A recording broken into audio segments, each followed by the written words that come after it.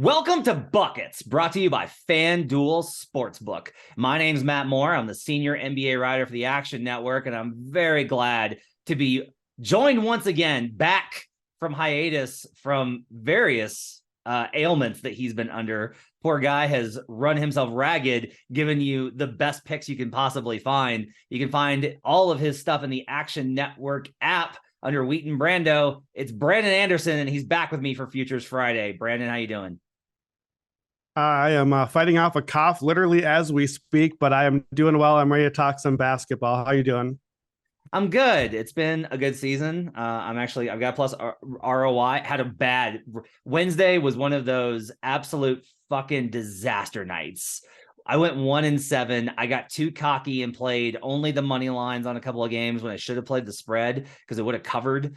I got hit by all sorts of maladies. The Thunder falling apart versus the Grizzlies was a really rough one for me on the bet stream. I felt very good about that bet it multiple times. Every single time I bet a game multiple times, because I think when I try and fade the steam, I lose. I got to not do that. That's like a very important lesson for me, is like, just accept the market is smarter than you. Go ahead and just accept that, Matt, because it's not smarter than everyone, but it's smarter than you. On today's show, we're going to do buy low, sell high in the Western Conference. So we're going to go through a number of teams that we think have an opportunity for you to buy low on them right now. And then we're going to talk about some teams that maybe you want to stay away from or find alternate angles based off of now is the worst time to buy those teams. So as a corollary, it's a good time to buy the other teams. Today, we'll also do Rack'em, where we put together a parlay based on the awards. I've got a round robin for you that's got a nice and juicy number that's absolutely ridiculous. And we will, of course, do our long shot of the week. We'll do all that and more on today's show. Brandon, let's start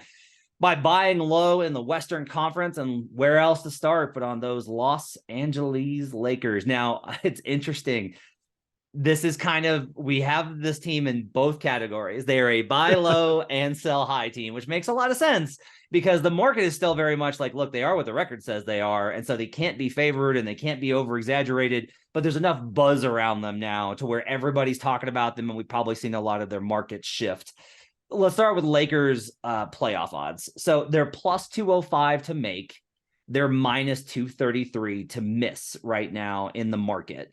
If we ask how many teams are locks in the Western Conference, I have Phoenix, Denver, the Clippers, the Warriors, and the Pels. That's 5 teams. Brandon's got Denver, Phoenix, Golden State, the Pelicans, Memphis, and Dallas. That's a full 6 squad. So I've got 5, he's got 6, which means that I've got one space open for an outright playoff route, and Brandon's got no spots because he considers Memphis and Dallas to both be locks. I won't consider either of those locks, no matter how many games the Memphis Grizzlies win. I still cannot get past what the under the hood numbers say. It presents an interesting situation when we've got the plus 205 to make. Because I'll ask you this. If you and I are correct that at least Phoenix, Denver, the Warriors, and New Orleans are all locks, that's 4. Okay. Then there's a pretty good chance that they wind up in the play-in tournament if they make it. What's interesting about this is it gives us an hedge opportunity on the Lakers where we go to make it as plus 205. And all we're basically saying is they're not going to be 15th, 14th, 13th, 12th, or 11th. They're going to finish better than 5 teams in the Western Conference. If they finish better than those 5 teams, they'll be in there and we'll have a chance to hedge. Because this is the first question I want to ask you. If the Lakers get to the play-in, if they're good enough to reach 7 or 8 or 9 or 10, how many teams would be favored against them? Yes, I think none. That's the problem here. And that's why you're right that this is a buy low and sell high at the same time spot. Because so for my list, you gave the 6 teams that I have ahead. So here's then the range that I put the Lakers into. I would have them in a group with. So these are the presumptive teams they could play in a play-in game. I've got Kings, Blazers, Timberwolves, Jazz, and then for me, I have the Clippers in that range. You have the Clippers as a lock. So to me, very clearly, the Lakers are favored home or away against Kings, Blazers, Wolves, Jazz, like seriously favored. The only team that maybe is favored is the Clippers. If they're in the play-in and healthy Kawhi, PG, then I think we're basically something around a toss-up on that one. So the problem for me is I put the Lakers in the hierarchy. So I have them basically a 7 to 12 seed range, but more specifically, something like 8 to 10. That matters because my most likely outcome for them right now is that 9 or 10 range. They make it in, but now you have to win twice. You have to win 2 games, and at least one, maybe both are on the road. The road part doesn't bother me that much, but it does matter. But 9 or 10, having to win twice versus 7 or 8, where you kind of get a buffer. You can lose the first game and still win the second one. Yeah. That's a big difference. And if I think that they're in that little bit lower area like that, now that 205 to make is hard to get to because I don't necessarily have a way out of that because I've got to get the Lakers to win twice, not just once to get in. You bet the Lakers to finish 5th in the division, right? Like, because you presented that bet and I bet it. You bet that, right? Yeah. Okay, so we already have a good number on that. So we already, like, to a degree, we kind of already have a good kind of like we can hedge and re-hedge against that number as well. If we make a smaller play on this, I did open it up by saying, like, you got to find 5 teams that are worse than the Lakers. Yeah. So the Spurs and the Rockets, go ahead and slot them in. All right. The Thunder, I'll go ahead and put in that category. Agreed. I think if the Thunder made a trade, they might be able to sneak into the play-in. I don't think they will. But, like, if Presti was basically like, I want to build some momentum, I don't want to waste Shea's year, this gets Shea into, like, this helps Shea, and that helps me. Wouldn't be the biggest surprise. At this point, it would not stun me like it would have 2 months ago. However, the exact thing you're doing with the Lakers right now is we continue to find teams to stay above. To find 5 teams that the Thunder are above is tough for me to get to. Yeah.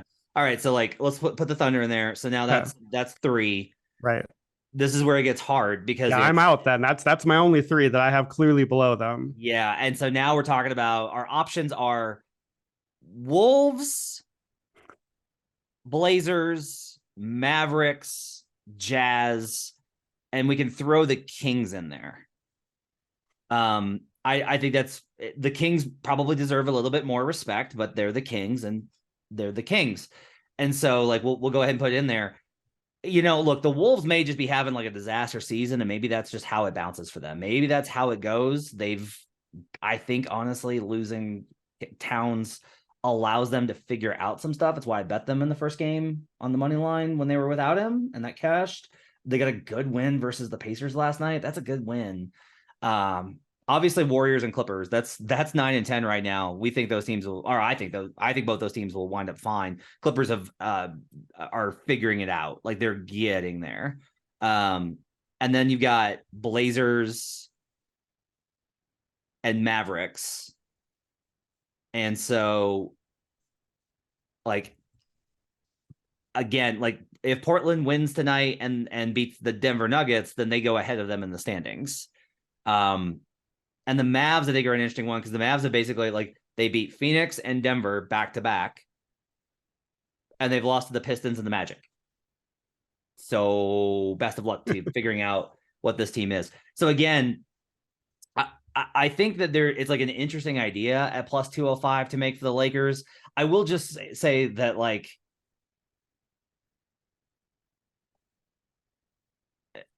if this is, let me put it this way. If the Kings are in the Lakers spot, this number is not plus 205. No, for sure. And that's not even, like, the LeBron AD thing. That's not the talent. That's if the Wolves are in the Lakers spot, it's not plus 205. If the Thunder are in the Lakers spot, it's not plus 205. Like, you have to accept that you're paying a premium on the Lakers on top of the fact that they have LeBron and AD. Yeah. But the premium that you're paying in this specific case is when we get to a play-in game, I get LeBron and AD on my ticket. Like, that is the premium. In this case, it's not a Lakers tax. It's I get the 2 best players in every play-in game tax, which is a meaningful, worthwhile tax to pay in that instance. So I want to do, like, let me just paint a big picture Lakers season here. So I try to kind of just like zoom out on the season. So 10-14, as we're taping this on Thursday, they're the 13 seed right now. So they've got to still move up above at least 3 teams to make the play in.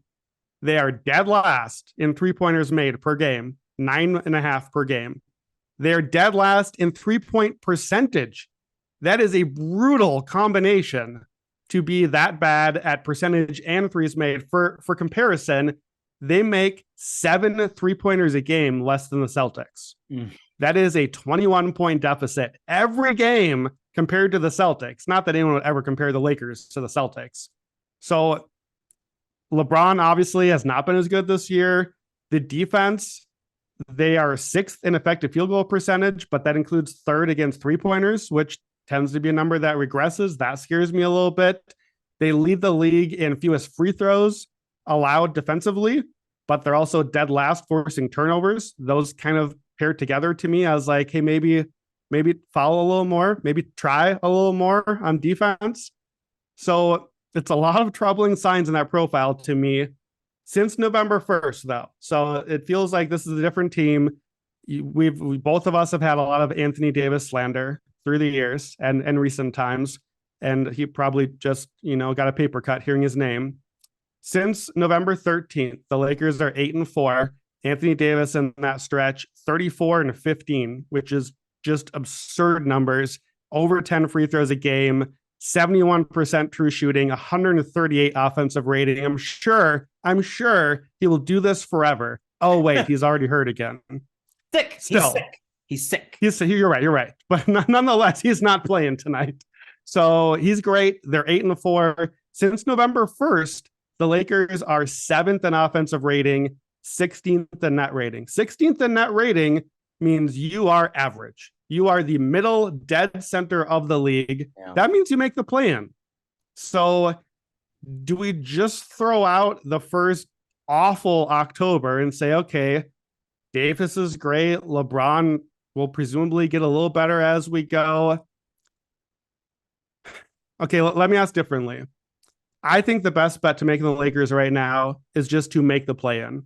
I don't want to predict what happens from there. I see a plus 150 to make the play-in. I feel like that's the likely range. We know they're not going to tank. Obviously, they're going to go for it.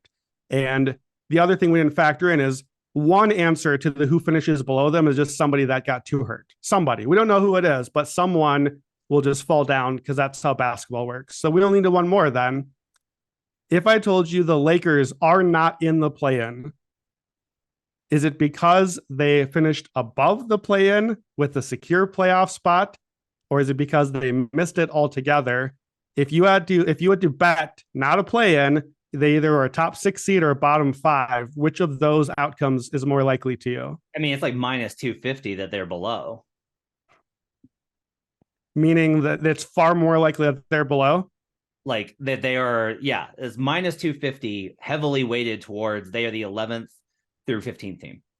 I mean, it is that again if they are the Kings or Wolves or something. Like no book is going to probably give us that because they're the Lakers. But right, so if they're not a play-in team, missing is far more likely than, oh yeah, great, they're just the 6th seed. I agree.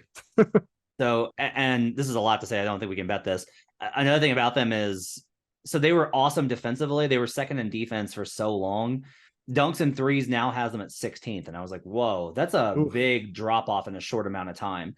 So in this stretch, if you go to clean the glass, they've got last 2 weeks non-garbage time. 9th in offense, 22nd in defense. Yeah, that's the same as since November 1st, 22nd in defense also, and that net rating I mentioned. This is a huge red flag that they are an inconsistent team that you do not know. They don't have an identity. That means that in the first month of the season, they couldn't hit anything. They couldn't shoot at all, but they were this awesome elite defensive team. And the last 2 weeks, everyone's Davis is scoring and Austin Reeves is doing things and Lonnie Walker and these types of things. And their offense is cooking, but their defense is falling off a cliff. If their offense improves, why didn't the defense hold? That to me is supremely scary. So I think we can agree that the Lakers are not a buy low team. Right. I don't know that because they're the Lakers. I don't think there is a sell high really. There's no high here, But yeah, they are in no certain terms not a buy low team for me in any possible way. The only one is to basically say that if we think that the Lakers odds influence any of the other teams that are out on the outside trying to get in, that to me is like the only kind of play. Sure. But I'm also not excited about those. Let's talk about the Kings real quick. Okay. Light the beam. They're plus 1,600 to win the division. Okay. Now, again, I just want to talk about it. Because objectively, if we look at this, the Kings are 13-10, the Suns are 16-9. That's right. The Sacramento Kings are one game back in the loss column from the Phoenix Suns for the division lead. Light the fucking beam, baby. Like, Kings have been awesome. The reason I put this in a buy low spot, because everybody's got to be like, Matt, everyone's talking about the Kings and how fun it is and how my only thing is the only reason that this can be plus 1,600 to win the division behind the other teams is basically because everybody's like, surely not the Kings. Like, surely the Kings aren't going to win the division. But like, what if we're gonna, here's my thing. If we're gonna say, if we say that the regular season results are why we're indicative of this is who they are, if we're saying that's the resume, right?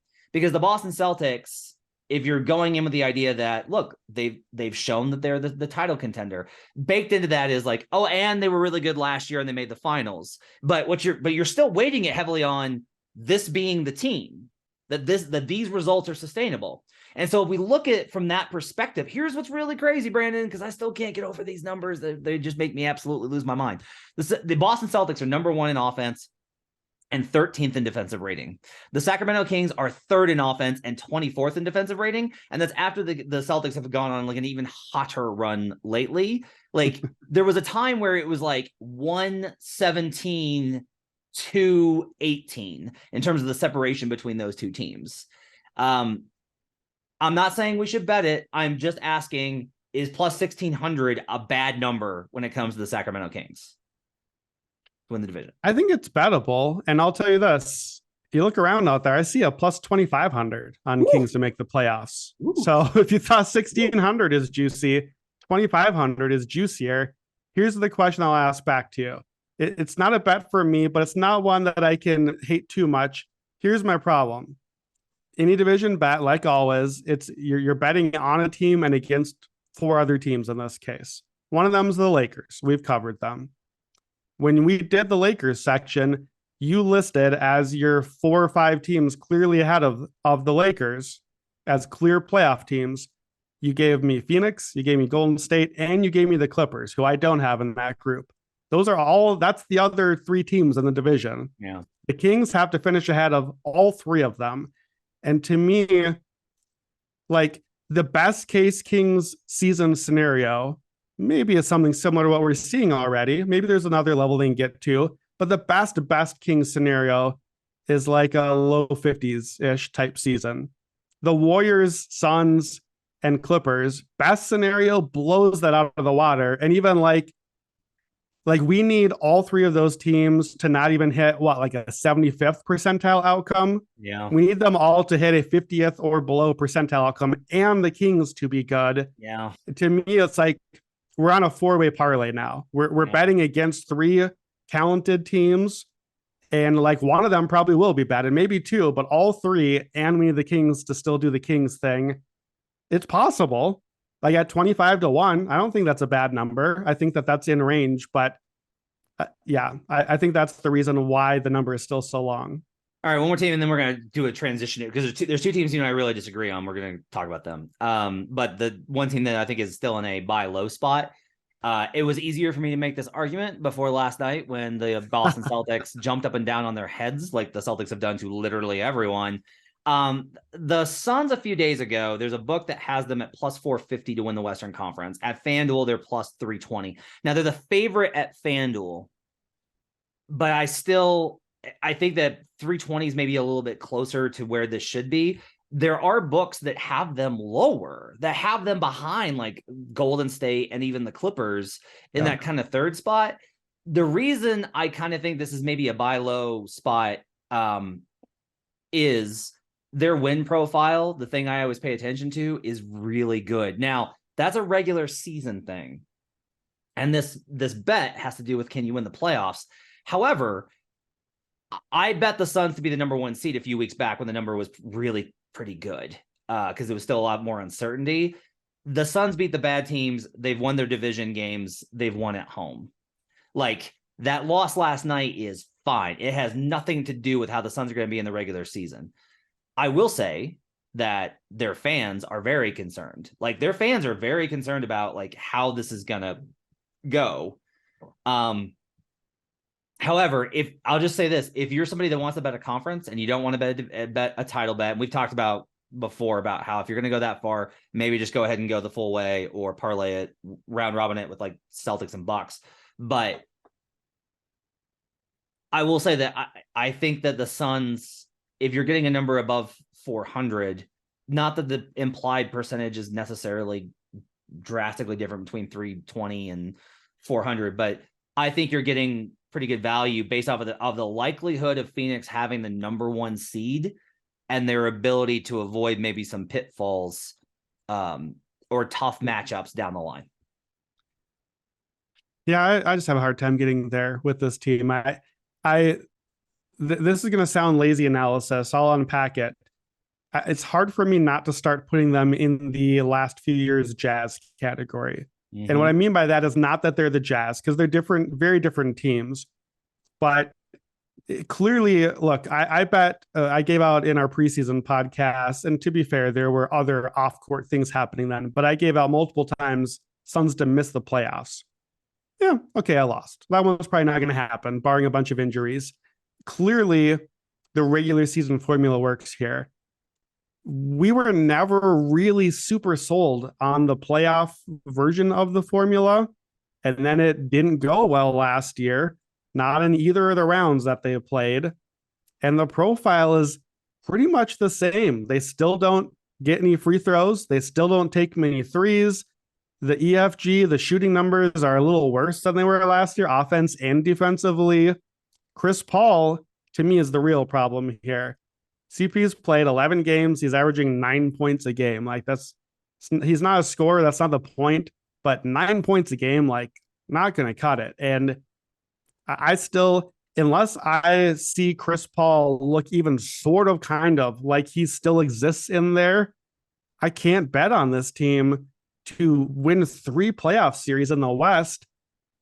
Even if they're the 1 seed, I don't think that I would put them as a lock against like all those other teams we talked about in the first round, whoever the 8 seed is. And I'm not saying like, oh, what if it's the Lakers or Clippers? No, what if it's like the Kings or Blazers? I think the Suns would be correctly favored, Mavs. But what if yeah, sure. Mavs? What if the Mavs again? It's like, I think the Suns in any playoff series in the West, all 3 series they would have to win the West.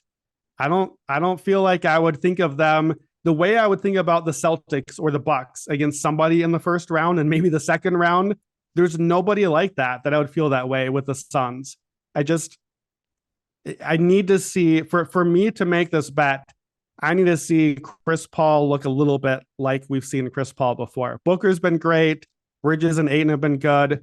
But with CP falling off and with the lack of depth behind it and otherwise just the same version of the team, to me, it's just a worse version of last year's team. So why would I bet it now and it didn't go well then? So I think the counter argument is that Chris missed the last couple of weeks with injury, right? So if they're still here, like, this is the buy low spot, right? It's like they haven't looked good. And so that's maybe the argument is like they haven't looked good. They haven't sorted out the Jay Crowder trade, and they haven't had Cam Johnson, who's such a big part of their team, and they're going to get him back. Like, to me, they have to be a buy low because I kind of agree with you, except for if we're defining buy low, right? It's easy. The price is low. The price is not. You're right. The price is going to get shorter. If you want to buy some stock, this is your spot to buy low. I agree with that. I don't want to buy personally. I missed it. If you want to buy Suns regular season futures, great. I think this is a great spot for that because you're right. They're going to get these guys back. Maybe you buy division. Maybe you buy the 1 seed or the best record or something like that. I could get on board with that. I don't want to play the playoff version of this team. So your buy low spots in our rundown, you've got is basically the Southwest Division. Let's talk about that, and then we'll move to Blazers and Clippers. Yeah. So just as I was kind of looking through the teams in the West, the three teams that stood out most to me as the teams where I'm like, I kind of like where this is looking. I like where this is heading. They're all three of the teams that matter in the NBA in the Southwest Division, with respect to whatever is earned to Rockets and Spurs. Thanks for coming along. So Pels, Grizzlies, Mavs, we talked a lot about these coming into the year of just like, okay, what's the way to play it? What order do we put these three teams in? And I just, as I look at the profile, as I look at what's building, what's cooking for these teams, I like what I see on all three of them. Like I think all three are in a good spot. So Grizzlies, I don't have too much on the Grizzlies. What I like is that Desmond Bane and Jaren Jackson both have really been terrific in the time that they've played, but they've played combined less than one player. You know, like if you even put the two of them together, they're still not playing a whole season. Bane is +9 on the court. Jackson's +10 on court per 100. Both of them are over 4 box plus minus. If they get both of those guys and Ja and the rest of what's gone well for them, they're already top 10 offense and defense. They're already top 10 net rating. And like to similar to what we just said about the Suns, this is a buy low. Like the Grizzlies are low. They're missing these guys and still looking pretty good to me. So I like that. I still like the Mavericks profile. When I look at like the 4 factors and just what's the makeup of the team, again, not playoffs, just regular season. Yep. They're top 2 in free throws. They're top 2 in 3-pointers. They're still number 1 limiting 3-point attempts, the Jason Kidd defense thing. They're not turning it over. They still have Luka putting up 33, 9, and 9. Like, still looks like a pretty good profile to me. I looked at just an over 46.5. Like, they're all in the same division. It's hard to figure out, well, which one for the division. The team that I loved, though, is just, and I feel like I had to catch up a little bit on them, is the Pelicans. Goodness, like in our Slack, I keep seeing different people talk about Pelicans and, oh, I'm buying Pelicans West futures and whatever else. I'm like, okay, let's settle down. Like, all right, let's settle down a little bit. The Pelicans, they're fun and they're young and everything. The Pelicans are second in net rating right now. Here's the thing that stood out to me. I did not expect this defense from the Pelicans. I was never willing to go all in because I didn't know how you make a defense with this team. That, to be fair, they're number 1 in 3-point percentage allowed. So that's probably going to regress. But in 4 factors, they're top 10 in all 4 factors for defense. They're 3rd in defensive rating. The bench is what's been great. Ingram and CJ haven't even been that good yet, and they're still this good. I really like this Pelicans profile. I'm sorry, I don't understand why the Grizzlies are still the favorite to win this division. It's insane to me. Oh, yeah, it should be the Pelicans. I know that they're close. I get it. But the number's wrong. Like, we gave this out in preseason. It was +400 then, right? We've got those tickets. Yeah, we did this a bunch of time on the Pelicans. Yeah, we hit them like 4 times. I've hit them again since then. +160 right now. I still think that's a good number for you to bet. Here's a good way to like put these 3 teams into perspective, okay? Expected wins per 82, which is point differential versus SOS over at Clean the Glass. You've got the Pelicans are the 2nd best team in the NBA. By that metric, they're on pace for 58 wins. Okay. Wow. Dallas is next at 51.2. Memphis is 3rd at 50.4.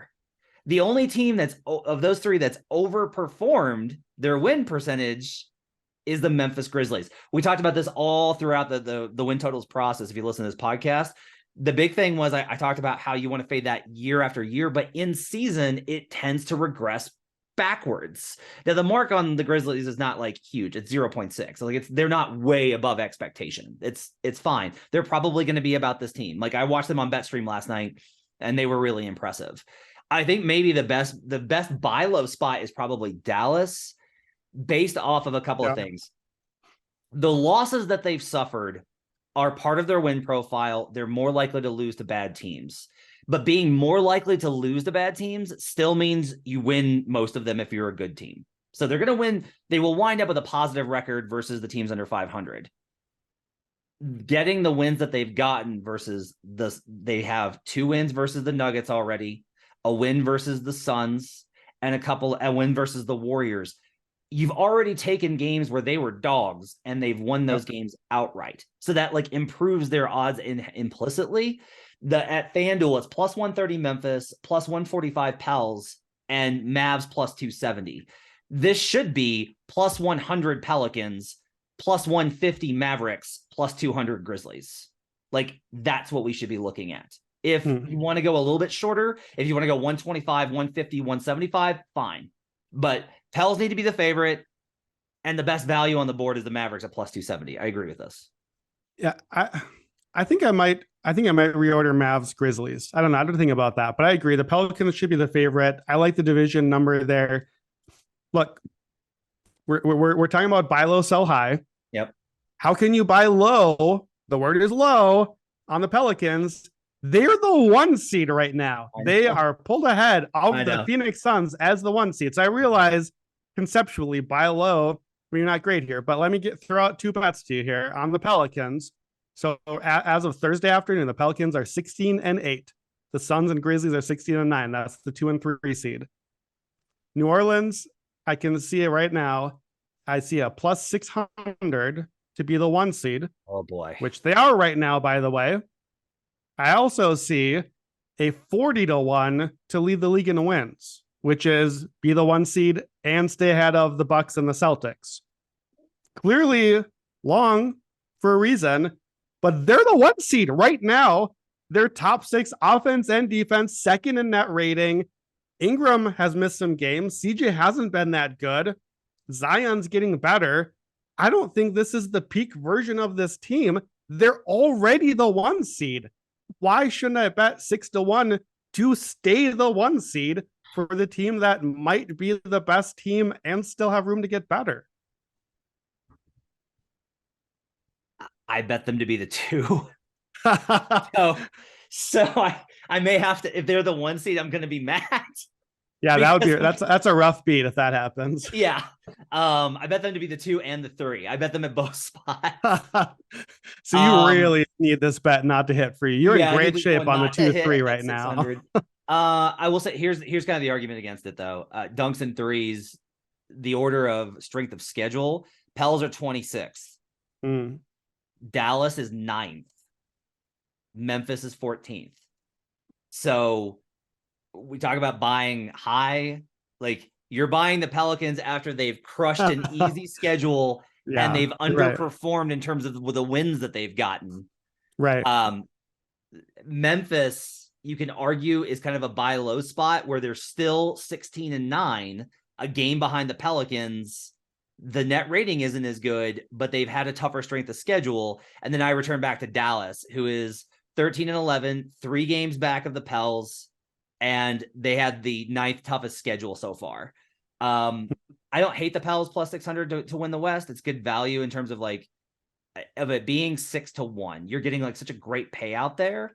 I might lean more towards finding a regular season win total and just going that way and banking on that. Yeah. I wrote about them a couple weeks ago. There's so much that they can improve on, and they're going to get better. So yeah. By the way, the win total is 47.5 on New Orleans. You just told me their expected wins is 58 right now. So you can clear that by 10.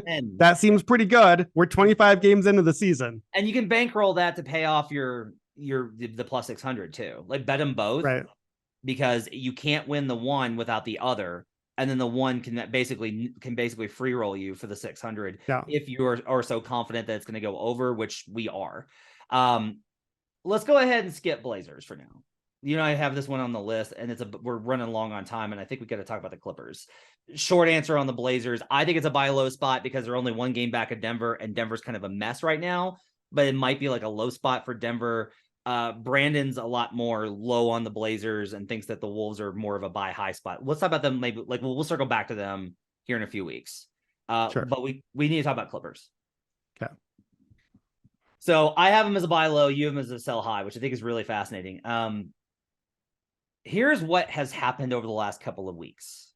They started off the season and they couldn't hit water if they fell out of a fucking boat, and they were taking the worst shot profile in the league. They weren't taking threes, and we were all like, what are you doing? Like, all you have are shooters. Then Paul George and Kawhi got hurt. So they go through the stretch and they start to stabilize. And as we sit here on this Thursday, the Los Angeles Clippers are 14-12, over 500, 3 games back of the Phoenix Suns, with the Sacramento Kings above them by 2 games. They're ahead of the Warriors. Kawhi and PG just got back. Now, Kawhi and PG just got back, and they just lost the Magic in overtime after having a huge lead on Wednesday night. I wish I wasn't on the bet stream, because I absolutely would have live bet Magic when they were up 20. I'm really mad because I was talking about it in the Slack and then I had to get on the bet stream. The key, though, is that Norman Powell, your guy, Norman Powell, has been my man out. Norm. Your guy, Norman Powell, has been out with a groin injury. He's not traveling with the team, but the fact that they're giving updates on it does kind of tell you that, like, this is not going to be a months-long absence. So the number I found that I think is significant is this. The Clippers are 11-5 when Paul George, Marcus Morris, and Reggie Jackson are available to play together. And they're 4-1 when Kawhi and Norman Powell are healthy together this season. This is a buy low spot, Brandon. Okay. They're plus 450 to win the division. They're longer than some of these other teams that we've talked. They are, think about that, plus 450. They're where we were with the Pelicans in preseason to win that division. They're only 3 games back. Everything has gone wrong. They've had a prolonged Kawhi absence. They've had a prolonged PG absence. And then Norman Powell got hurt. They couldn't figure out what they were doing for a long time. And they're still within range. This team's going to be fine. Even if Kawhi is out and you want to say, like, but we can't trust Kawhi. Okay. PG, I do feel like, does not deserve to get in the Anthony Davis conversation. People are going to say Davis has missed the same amount of time last 2 seasons. Fine. Paul George has a longer history of being available than Anthony Davis and Kawhi, who missed time in their previous stops. Like, PG plays. PG's playing in a back-to-back tonight is a good example of this. PG plays in back-to-backs. That's nice.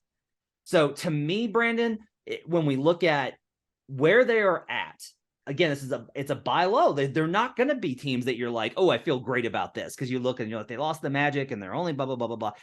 But the Clippers are still, after all of this, they're still 14-12. There's so much runway for them forward. I think this is a buy low spot on the Clippers.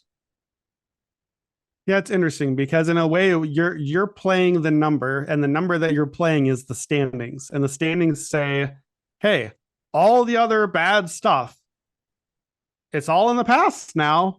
We get to move forward, and we're only 2 games back, and that's the number that we get to go with. And you're right. Like, there's no disputing it. That is the number. To me, I just think I feel like that I can't go off of that win-loss record, because why do I even care about this team? Like, they're not good. They're not good at anything right now. Earlier, when we went through the groups of Lakers teams and who's at the top and who's at the bottom, whatever, and I had to find teams below what the Lakers would be, and we had Rockets, Spurs, Thunder, my next team is the Clippers. I don't think the Clippers, you have them as a playoff lock. I don't think the Clippers are a play-in lock. I don't think the Clippers are necessarily going to make the playoffs. My favorite Clippers bet is still to miss the playoffs. I gave that out a month ago at 9-1. It's still plus 330 right now. I still think that's good value. Paul George is not really playing that well right now. Kawhi Leonard is not really playing right now and has been terrible when he has played. Reggie Jackson sucks, and there's way too much of him right now. The depth, the thing that we were so excited about the team, hasn't really come to fruition so far. Like, I don't even think you really disagree with most of this, because your argument is basically like, yeah, everything's been awful, they're terrible, but they're still 14-12. There's time to right the ship. You're right about that. I just think I'm going to ignore the 14. You're ignoring all the underlying stuff and saying, but it's 14-12. Let's see where it goes. I'm ignoring the 14-12 and saying, I think that's fool's gold. This team stinks and everything underlying is bad. The offense sucks. It's like 3rd worst in the league. Yep. I don't think the defense looks real. I don't know what I would like about this team. this is the buy low thing. It's whether here. The thing is here is, again, with where we're at in the season, you have to decide whether you trust the last month and a half of games. You have to make those, and you don't have to have the determination for the same team for like across the board, right? You can say, no, the Celtics are the best team. They're a juggernaut. They're absolutely this good offensively. They're not going to dip. They're only going to get better with Robert Williams. The numbers are what they say they are. And then you could, on the flip side, say, I still think the Warriors are going to be great, right? You don't have to be, I don't think you have to be consistent with that approach. It's maybe better, but you can mix and match a little bit. And this is one where you really have to decide. We have, let's see, Ty Lue took over 2021. We have 2020, 21, 2021, 22, and then we have this year. Is this Clippers team closer to those teams? Or is this team closer to garbage going to miss the playoffs? Like, which is what they've been. The team are they closer to what they've been? And you have to give like that credence. I'm not saying throw it out, right? Because if it was, then this would be like an auto max bet, right? But I'm not. Like, this stuff has happened. They are what the record says they are. I think that's a factor. I do think, honestly, the best buy low spot here is not even the division. The win total is just 43.5. 2 games over 500, Brandon, for a team with Kawhi and Paul George, who we loved. They get Norman Powell back. We're a team, quote unquote, with Kawhi Leonard and Paul George. That's true. What do you have the expected win total from dunks and threes on this team? Because there's a book out there right now that has an under 48.5 still hanging out there. It's juiced. Look, they're expected at CTG is 35. Ooh. Yeah. So here's the thing. I disagree that this is a buy low spot. I think you're buying high because of the way the books are still pricing it. You just said a while ago, there are books that have the Clippers favored to win the West. Yeah. That if they're favored or considered even to win the West, and to be fair, that's a different season. That's the postseason. I understand that that's part of it. But if they're getting that much respect, you got to make the playoffs to win the West. Last time I checked, you still got to get in to win the West. True. So, like, the Clippers are plus 450. The Warriors in the same division are plus 400. The Warriors are way better right now. Why wouldn't I just put my money on the same odds on the team that's actually good right now instead of the team that sucks at everything but happens to win games every now and then? I don't know. Let's talk about them. I've been consistently on the Warriors are fine. I have bought Curry MVPs. I bet the Warriors win the title in those parlays that I like to do with the East of lunch. I'm good on Warriors Celtics for the rest of the year. Like, we're good. I've bought enough of those. I can take the longer shots from here on out. What's interesting to me, though, is that the Warriors are still plus 330 to the Suns plus 320 to win the West. And for the title at FanDuel, the Warriors are still they are plus 750. Given where they are, that seems really high. A lot of this gets into, this is the question that I think you have to ask if you're going to either buy low or sell high on the Warriors. It's how good can they get to, because they're going to need some rest spots in there. Again, I just feel amazing about the win total. Like, thank God that their win total under was a max bet for me, because I'm going to at least be able to break even on the Celtics. Like, that's essentially it. If the Warriors go on a winning streak, I'm in trouble. Like, no amount of my Kings futures are going to get me home.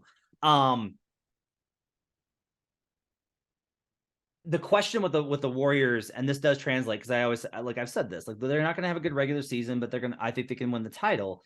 The road's going to be tougher.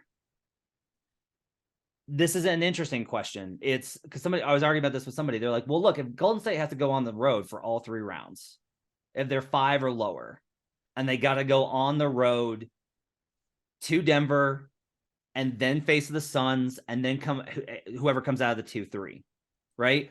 That just wears on you. It's harder. Yeah. I guess I don't consider home. I really am at this point where there's certain teams that I'm like, if they're going to do this, they're going to have home court. Like, I think Denver needs a top 2 seed in order for them to get to make it. And Denver's been good on the road under Michael Malone, but they're just not good enough. They don't have the margin for error. They need a better situation. The Warriors, I feel like, can go on the road and beat the Nuggets in a 4-5. And I think they can go on the road and beat the Suns in a 1-4. I'm not worried about that. But that to me is kind of the question of whether you want to sell high on the Warriors or not. What I don't know is because like you were lower on the Warriors a couple of weeks ago. I think you've kind of come around to, oh, they're gonna be fine. I don't know how to fade them. I don't know because the Suns are still the division bet, right? This division favorite. I don't know what the outcome is if we're looking to sell high on the Warriors. I don't have a correlated bet here. Yeah, I tried to figure out what the correlated angle is on how to fade the thing that we're talking about. So okay, we'll start with just like with the profile of the team because you're right. I was on the edge of the cliff on this team, and I was low on them coming into the year defensively, and then I had a lot of confirmation bias the first month when things looked really bad. I was like, see, I knew they were bad. I knew it was bad all along, and then they just got rid of James Wiseman, and it turns out they're pretty okay good without James Wiseman. Yep. Literally, since Wiseman left the team, since he's played, I think he played like one game at one point, but since he left, basically, they're 10-6, which is third most wins in the NBA. They are 8th offense, 6th on defense, 4th in net rating. They're fine, it turns out. Just get rid of James Wiseman. Everything is fine. I don't know if I'm still quite on the everything is fine island because Steph has had to be supernova Steph during this stretch for them to get back to they're fine, and they're still 13-13.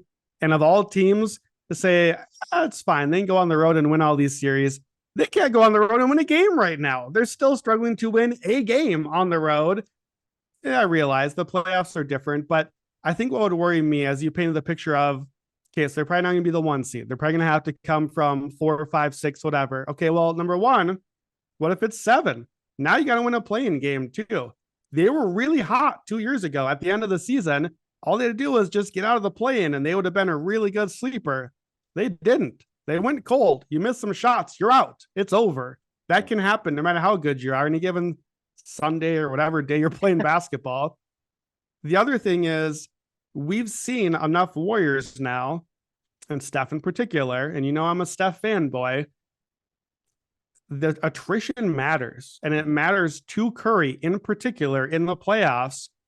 That extra series, whatever it is on the first round that they do win, but it took them 6 or 7 hard games rather than 5 easy ones, that we know historically that matters to Steph. By the time we get to the conference finals, his body just doesn't quite hold up. He's a little dude compared to the rest of the guys around him out there. So I think to me, that's the argument against it.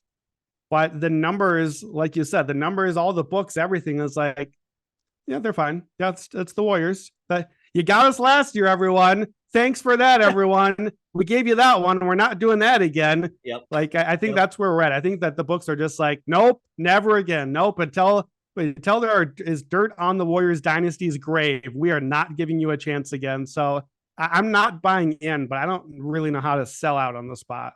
2 more quick sell highs before we move on to Rackham. The Jazz and the Kings are 2 interesting teams from the perspective of miss playoffs. Jazz, no one's like, the books are still reflecting the public who's like, oh, come on, the Jazz aren't making the playoffs. It's minus 190, but it is less than 2-1. And so, you know, I don't know that there's, if you're of that opinion and you know that I'm pretty high on Utah and don't want to count them out because I like the way that they play. They're getting Mike Conley back probably this week, which them weathering the storm without Conley when they went on the losing streak, everyone was like, see, just smoke. They were smoke and mirrors. And I was like, but that Conley. And then they actually got some good for really big wins and have like stabilized, and Conley's coming back and they're 11-6 when Mike plays. Minus 190 is implied 65.5%. So the question is, you gotta be 66% sure or better that the Kings or that the Jazz are not going to make the postseason, because they'll be dogs in any play-in matchup that they play. So you're not going to have a good hedge there. They'll probably be sizable dogs in that spot. There won't be a good hedge opportunity. I don't want to lay it on the minus 190. Is there any other angle you can think of if you want to fade the Jazz, which I will be very clear, I do not. because I love the Jazz this year. Yeah, I don't think that there's a lot of value on the number. Like I am fading the Jazz. I would put them, if you made me pick the 5 teams to not make the postseason, they inevitably will end up being one of my teams probably. But here's the problem for me. I actually think if like the play-in started tomorrow and Utah was in a play-in game, like they're for sure the underdog. I think I probably would bet Utah because like the profile, all the 3-pointers that they take and that they don't allow the opponent to take. If you are playing games are March Madness, you got one game. When we get to March Madness every year, you look for the Cinderella team that has their profile that slows it down, that turns other teams over so you get more possessions, that rebounds, and you want the team with a huge 3-point differential thing because you might just get hot and make all of your shots. And the Jazz are extremely the might just get hot team. And I don't want to lay juice to miss the playoffs and then be in a play-in and be like, but man, I want to back this team in this game tonight. Like I expect that they would be the 9 or the 10 seed. And it's like, okay, Jazz Clippers or Jazz Lakers. Yeah, but it's going to be like the Los Angeles will be laying double digits in that game because they'd be a massive home favorite. And I'm just like, I don't know. Let's see if the Jazz can shoot some shooty hoops tonight and see what happens. Here's the Jazz question. As they have fallen back, earlier in the year, we talked about, okay, the tanking question, and they were too good to tank. Everything is still tight, but as they slide back, there are only 3 teams clearly below them that we've talked about. If all the other teams keep being pretty good and Utah is maybe kind of a play-in team, does that question come back in? And at some point they're like, all right, we had fun, didn't we? It's time to trade Lowry. It's time to trade Mike. Like if you're on the wrong side of the fringe and you're no longer winning 3/4 of your games, maybe you got to come back to the tank question. And that's the way that suddenly the -160 feels pretty good. Yeah. I don't know the answer to that one. I think that for me, it's like, I'm going to wait. I'm going to wait on it. I hate to be the villain here because everyone knows how much I love the Kings this season. Light the beam, baby. Kings are even money to make the playoffs, Brandon. And that number, I was like, oh no, it's -110 both ways. You got to pay the VIG, but it's -110. Look, again, if we go back up to the top and what we talked about initially, how many teams are locked? I was going to do Phoenix, Denver, Warriors, Pelicans. That's 4. Do I think that the Kings will finish above the Grizzlies and the Mavericks and the Clippers?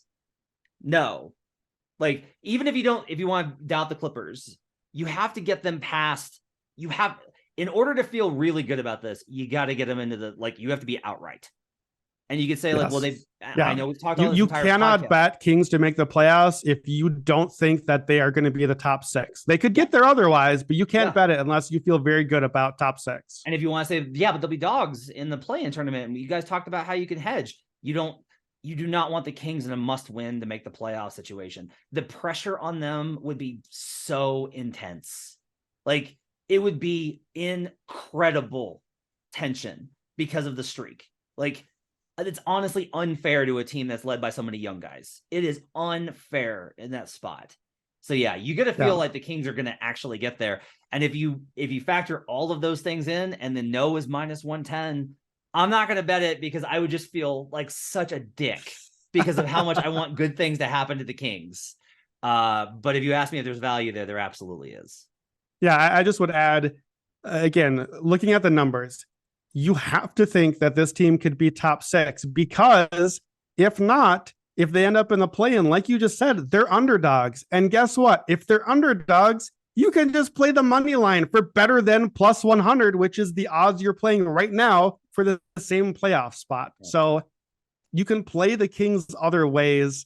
That can't be the right number right now. And I think if you have to play a side, you have to be the villain on this one. And the number looks under, even though I have the Kings 7th right now, and I toyed with putting them in the clearly ahead of the Lakers tier with those top 6 that I had. They're good. There's just a lot of other good teams. That's all. All right, let's do rack 'em. Every so often, about once a month, Brandon and I are going to do this segment that I have decided what we're going to do is I'm going to do it and then you're going to critique it. That's the best way to do this because you would never do these kind of bets. It is a parlay of all the awards that are on the board right now. Okay. And we base it off of Brandon and I pay enough attention to this and we have enough positions and I bet during the year, blah, blah, blah, blah.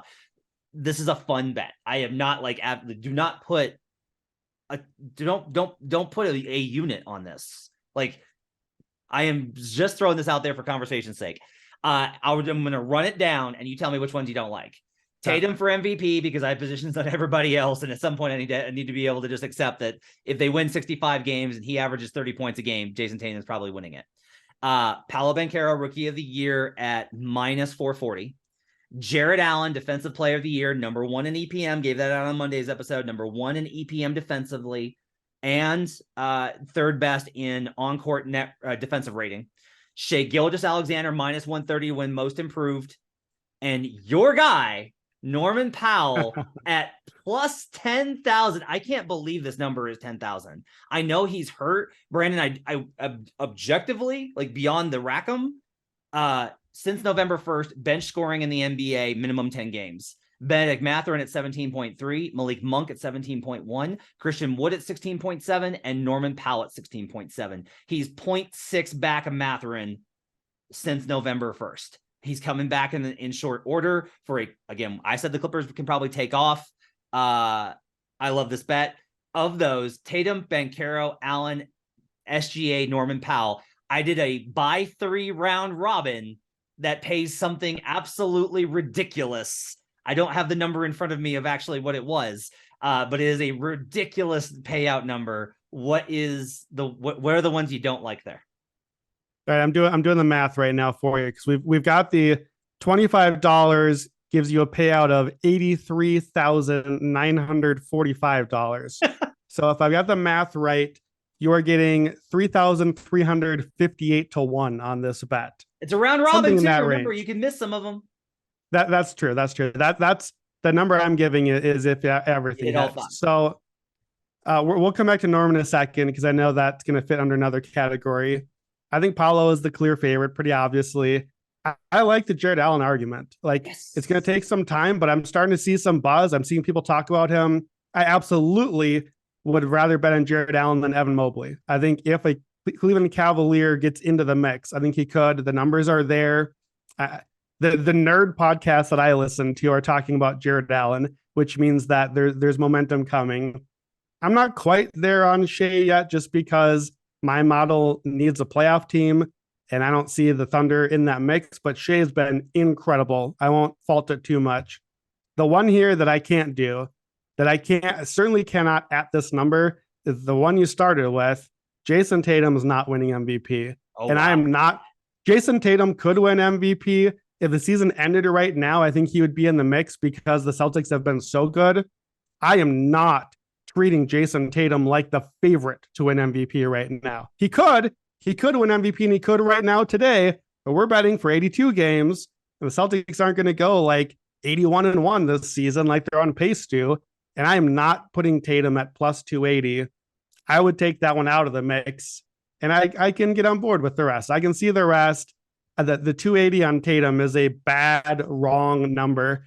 I don't remember the segment we've had where we've done a segment a couple of times where it's like, don't bet this one. That would have been my immediate pick. Don't bet Jason Tatum plus 280. You're paying way too much. Jared Allen's already down to plus 3,600 at FanDuel. I'm doing this right now, so I'm going to ask you this one too. Okay. If we do all of the other ones, okay, but we sub in Curry, okay, and we're doing a round robin by threes. It is if you hit all of them. Can you explain as you're telling this? Explain to the listeners what a round robin means. So a round robin, if you don't know, it's a parlay where you get to hit individual. It's parlays within a set. So if we do it by threes, every three that you hit, every combination pays that parlay amount, right? So if you just put in all these and you went through them manually, you could do it manually, but the books let you do this otherwise, so it's easier and faster. If you hit 3 of the 5, that's one parlay. If you hit 4, you hit the combinations thereof, right? A buy 3 parlay out of the 5 with Steph, Paolo, Allen, Shea, and Powell is +4. I need to be real. I want to stress this. I don't want to be a caricature of betting content.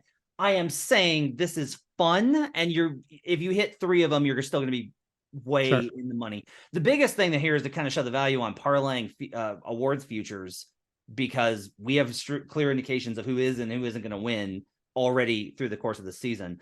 But the payout is 467,854 if you hit all 5. If you just parlayed them straight, Brandon, if you just parlayed them straight, it's 689,000. I'm sorry. I'm not even going to. Never mind. I'm not even going to put it in what the actual what the number is on. It's high. It's very high. If you just parlay them straight with your $10 throwaway bet, you have won a lot of money at the end of this. A lot of money. The round robin thing. Basically, if you sat and made combinations of every 3 out of the 5, and then every 4, and then all 5 together, that's the round robin thing, basically, right? Yeah. So I made my version of a rack 'em. Let me give it to you quickly here. This is not nearly as fun as yours. I'll just be upfront about that. And this is actually a bet that you could bet an actual amount on if you would like. Here's my version of a round robin rack 'em. So on our buy low section, I was high on, I wanted to talk about Southwest Division. You can bet at some books Southwest Division to win the NBA championship. Oh, I want Southwest Division to win the West. I can't find it anywhere, but I can make it. So here's what I want. This is my rack 'em. I'm going to take my bet, whatever my unit is. If you want to be a $100 better, take your $100, split it up evenly. I'm going to put it on Grizzlies to win the West, +850. Pelicans to win the West, +1300. Mavs, +1400. So Grizzlies 8.5 to 1, Pels 13 to 1, Mavs 14 to 1. I'm not parlaying. They obviously can't all win the West. I'm splitting. And if I put all 3 of those together, I've done the math for you, I'm getting a +311 ticket on the Southwest Division to win the West. Sorry, Rockets and Spurs, you don't get to play. So I get a 3-1 on one of those 3 teams to win the West. I like it. I think it's a good number. I think it's too short. I think there's a very good chance, at the very least, we get somebody in the Western Conference Finals. We got 3 shots at 3 teams we absolutely agree are playoff teams. Yeah. So that's nearly half the field. We might even possibly get a spot where both of those teams end up playing each other in the West. Like, I think the West is pretty open. Those are the 3 teams that the profiles I like best right now. So Grizzlies, Pels, or Mavs to win the West, +311. What do you think of my rack 'em? If I'm right and the Pels finish second, you're in a really good spot here, because there's a very good chance the Pels are hosting the second round. And like, what if they're hosting the second round versus the Grizzlies or Mavericks? Right? Like, even if it's you'd rather it be dispersed, right? You'd rather it be like 1-8 is versus Mavericks, and then the 4-5 is the 4 is the Grizzlies, and the 2, and then the Pels are on the other half of the bracket. On the other half of the bracket. That's what you rather. But there's actually a possibility that happens. So sure. There's also a possibility that these 3 teams are 3 of the 4 in one half of the bracket. That seems worse, but that also virtually guarantees we get somebody in the Western Conference Finals. That's not so bad. Yeah. And I don't know. I feel like any one of these teams, I don't know. I don't want to pick one right now. That's where I came up with this. I was like, well, I like all these regular season profiles. Who do I like for a postseason futures run? Oh, I don't know who I want here. What if I just take all 3 +311? All right, long shot of the week. I've already gone into mine. I can't believe Norman Powell is +10,000 here, Brandon. This is absolutely just ridiculous. Like, that's an absurd number for a guy that like smart people bet on in preseason, like Brandon Anderson. I was skeptical of that, and I hated that bet. And then like I looked at like how he plays with the Clippers specifically. Again, since November 1st, 16.7. He's going to play in enough games. He's going to come back. He's going to go back to the bench. I understand that the risks with Kawhi. I get that. It is still not you. I can't get to 10,000. That's an absurd one. If I get to bet Norman Powell, the 4th leading scorer since the start of November, off of in bench points for when the other guys are Mathurin, who may wind up starting. Monk is a good bet. Analytics capper Albert Wynn has been on Malik Monk. I think that's a really good bet. Christian Wood, I honestly, I'll just tell you, be very careful betting Christian Wood right now. I do not know how the rest of his season, where he will be. And then there's Norman Powell. So like, to me, great. I love Norman Powell plus 10,000 here. What's your long shot of the week? Yeah, I'll just add to the last 6 games, Norm Powell is 22.5 points a game. Yep. So you gave the November 1st. It's getting even better recently. Yep. By the way, also, the favorite here is Russell Westbrook. I've got that ticket there. I'm still holding out hope, but the Westbrook numbers are fading a little bit as the Lakers are getting better. So that's bad if you want a 6-man ticket, because that seems like a little correlation there. If you get a little less Russ and the Lakers win a little more, maybe do more of that going forward. So yeah, I don't mind that one. 100-1 on Norm when we know that he's going to put up the points. On our rundown, you have MVP surprise. I'm nervous. What are you going to do here? You should be nervous. So I got an MVP bet here. It's a big man. It's a big man out in the West, and he's usually injured, but he's been rolling over the last month. He's top 5 in box plus minus. He should be the MVP. He should be in the MVP mix. It's not Anthony Davis. Psych. It's not Davis. Give me Zion Williamson, 120-1 at FanDuel right now to win MVP. Okay, so here's the case. The Pelicans are the 1 seed right now. MVPs come from the 1 seed. That is a thing that we know about MVPs. Zion's last 12 healthy games.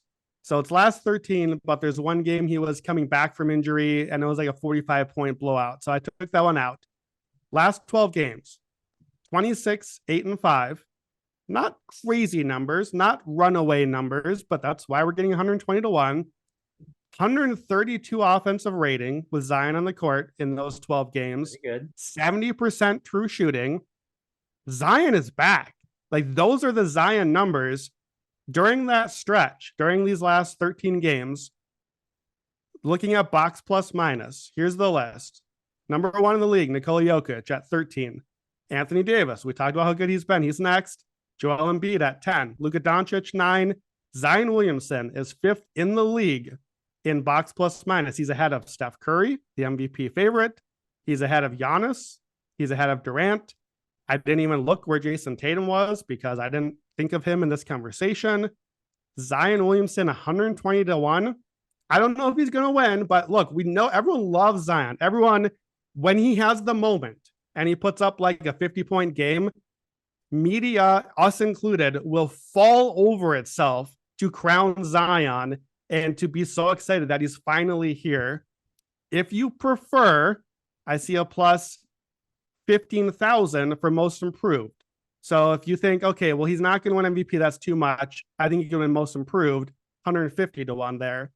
I think the number is just too long. 120-1 for the best player on the 1 seed right now. We're not speculating. Okay. Right now, he is the best player on the 1 seed, and he's getting better. Okay. So I agree. I told you it was an MVP surprise. I agree that the number is long. You have 2 problems. Okay. Your sample is off of a subset where Brandon Ingram didn't play. Correct. And they have played much more Zion-centric without BI, and he's coming back soon, and I'm a little worried. Like, BI with the bench, amazing. Everyone's good with the bench because Jose Alvarado and Larry Nance whip ass. Little concerned when I did the breakdown about how that team fits together fully healthy with the intended starting 5. The second thing is, you're like, they're the 1 seed. Okay. You cannot, I mean, I understand with the number, you can bet this. I get it because the number is too long. Right. But if we're talking it from a logic standpoint, if the Pels are the 1 seed and the Celtics are the 1 seed and the Celtics win 65 games and the Pels win 58 and Jason Tatum averages 30, there will not be a voter that will go Zion over Jason. They will take Tatum. Yeah. If the category is the wins. Now, again, 120-1. I mean, this is me. Like, look, I'm not saying Zion's going to win the MVP. Yeah, however, it's a long shot. Do you agree that we could wake up on Christmas morning and Zion is 20-1? Yes. Is that plausible to you? Yes. Very much in a play. And if you think that's in a play, then putting a few bucks on the 120, that's it. Look, we a couple days, maybe a week ago in our Slack, we had guys saying, hey, you know what? What about Anthony Davis? 240-1 to win MVP. He's looking pretty good. He's not going to win MVP, but the number now is way shorter than that. You got great value if you got it. So I'm in the value. Is just like, look, one, cash backs, you're on cash outs, you're always giving back to the book. Like they're winning on that equation.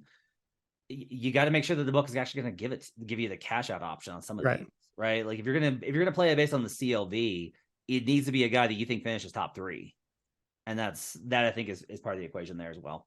All right, let's go wrap it up. Thanks for joining us. Good to have Brandon back.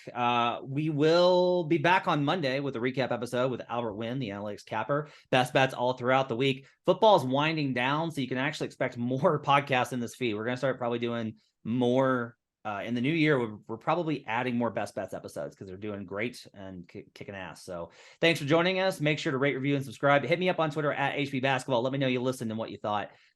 Have a great weekend, everybody. We'll see you guys again next time. As always, let's get buckets.